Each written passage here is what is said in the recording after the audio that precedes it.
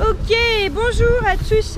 Alors, nous sommes le 8 décembre 2012 et il est 11h14.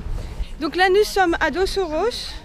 Là, nous nous rendons à l'œil 1 de Dos Oros. Donc c'est là que nous allons sauter dans l'eau pour faire nos plongées. Donc si vous venez plonger avec moi, vous allez prendre ce chemin.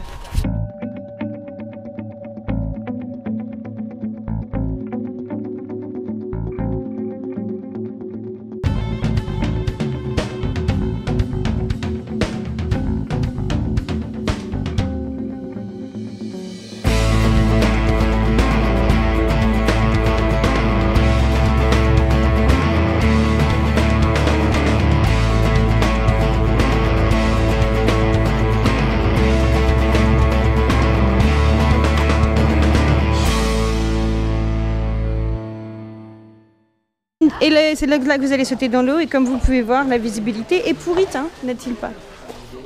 Allez, il est temps que je retourne au boulot maintenant, donc je vous laisse. Et je vous dis alors, aujourd'hui,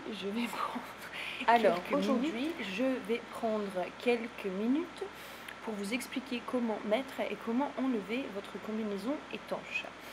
Ma combinaison étanche est une combinaison de la marque Ditec, qui est une marque italienne.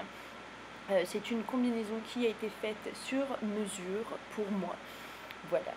Alors, ce que je suis en train de faire en ce moment sur cette image, c'est que je suis en train de mettre ce qu'on appelle l'undergarment, le sous-vêtement. Oui, parce que votre combinaison étanche va vous garder au sec, mais elle ne vous garde pas au chaud. Donc c'est pour ça que je mets cet undergarment pour rester bien au chaud. Comme vous le voyez, donc ce sous-vêtement a des bretelles et la combinaison étanche également à l'intérieur a des bretelles. Ces bretelles sont là pour que le pantalon de la combinaison étanche se positionne exactement là où il doit être. Donc avant de mettre vos jambes dans votre combinaison étanche, vérifiez bien que vous allez ensuite pouvoir mettre les bretelles. Ça m'arrivait plutôt souvent au début quand je mettais mon dry suit. Donc là, je finis de mettre mon undergarment et je vais le fermer. Et ensuite, je vais venir mettre les bretelles du dry suit. Donc là, hop, le pantalon se met exactement là où il doit être à partir du moment où j'ai mis les bretelles. Tadam! Donc la prochaine étape, c'est de mettre les bras. Voilà, c'est une étape assez délicate. C'est comme passer la tête. Donc là, il y a des joints qui font que l'eau ne s'infiltre pas. Donc c'est une étape qui me... un petit peu, d'accord. J'ai toujours peur d'endommager ces joints de poignet ou les joints du cou. Là, ce que je suis en train de faire, c'est que je fais bien attention que rien ne soit coincé dans ces joints pour que l'eau ne s'infiltre pas. Eh bien oui, parce que s'il y a quelque chose donc qui est dans ce joint, c'est par là que l'eau va s'infiltrer. Et si de l'eau s'infiltre, votre combinaison étanche n'est plus étanche. Donc là, je passe ma tête, je fais bien attention que donc ce joint au niveau du cou est bien mis et que pareil, rien n'est dedans. Et ensuite, je vais venir fermer la fermeture éclair. Vous allez voir, quand je ferme la fermeture éclair, je vérifie 2-3 fois qu'elle est bien fermée, que je suis bien au bout de la fermeture éclair. Ensuite, je viens mettre correctement le périscopique. Donc c'est une petite attache qui va passer entre mes jambes pour que le top de la combinaison étanche soit bien à sa place, comme les bretelles font en sorte que le pantalon est bien à sa place. Bon, et là j'enlève l'air, tout l'air, il s'en va, tout l'air, plus d'air. Et maintenant je vais plonger. Et voilà, la plongée est donc terminée, il est temps d'enlever la combinaison sèche. Première étape, c'est d'enlever donc les bottines de plongée que je mets par-dessus les chaussons de la combinaison sèche, comme ça quand je marche, je n'abîme pas les chaussons. Donc là, je détache le télescopique et je vais venir ouvrir les zips. Voilà. Donc quand il s'agit d'enlever les poignets et le cou, pareil, c'est une étape assez délicate. Quand on enlève, donc là j'enlève mon ordinateur pour qu'il n'y ait rien dans le chemin. Là, je vais commencer par enlever la tête, donc je le fais dans l'autre sens, hein. D'abord la tête, ensuite les bras, en faisant bien attention de ne pas abîmer les joints de poignet ou le joint du cou. Je suis dans cette petite boîte, pareil, pour protéger les chaussons de la combinaison étanche, donc pour pas qu'il y ait de trous et pour protéger la combinaison étanche. Bon, alors passons à l'enlevage final. Tadadadadam, tadam, tadam, tadadadadam, tadam, tadam. Donc vous voyez, il faut faire un peu de gymnastique. C'est pas mal d'équilibre. Voilà. Alors, me voilà en dehors de ma combinaison sèche. Donc maintenant, j'enlève l'undergarment et... And I'm dry. Je suis sèche. Complètement sèche. Alors, nous sommes toujours jeudi. Les deux mains sur le volant, elle m'a dit, ma maman elle m'a dit, les deux mains sur le volant. On met les deux mains sur le volant. Alors, nouvelle position pour vous aujourd'hui. Quand même, j'ai oublié ma pince. Donc normalement, je vous montrerai. J'ai une pince que j'attache dans la voiture. Après, j'ai un stick et j'ai la GoPro dessus. Et donc là, aujourd'hui, je l'ai oublié.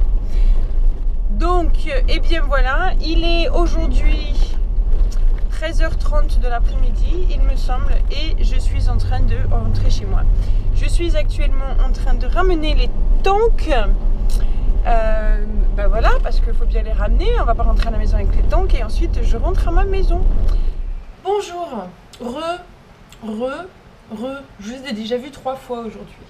Alors, je ne sais pas si cette petite vidéo va faire partie du vlog ou va faire partie d'une recette. Mais vous savez quoi? On va faire 2 en 1, vlog recette. Alors, comme vous le voyez, il y a eu quelques petits changements dans ma cuisine. Voilà. J'avais besoin de m'organiser un petit peu mieux et donc j'ai fait le ménage de printemps à Noël. Voilà. Et donc, ce soir... nous allons recevoir et donc je vais préparer pour mes invités végétariens des crêpes. Donc première chose à faire, c'est préparer les crêpes. Et encore une fois, je n'ai toujours pas de balance. En fait, j'ai pas envie d'en acheter une. Voilà. Alors, pour faire ma recette, pour faire mes crêpes, je vais avoir besoin de 500 g de farine, 2 cuillères à soupe d'huile.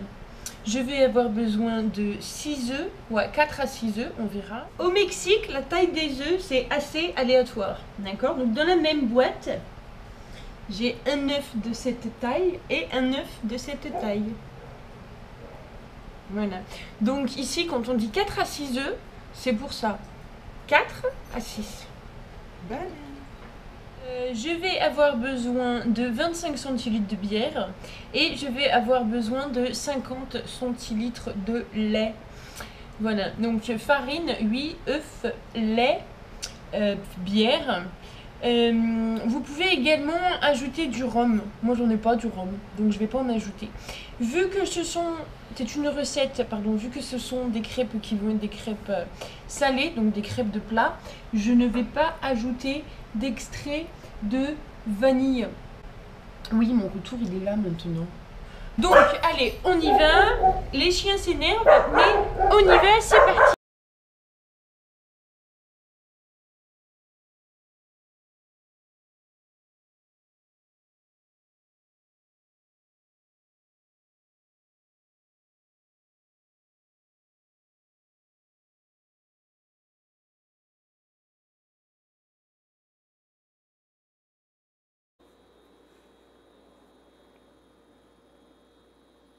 Bon appétit.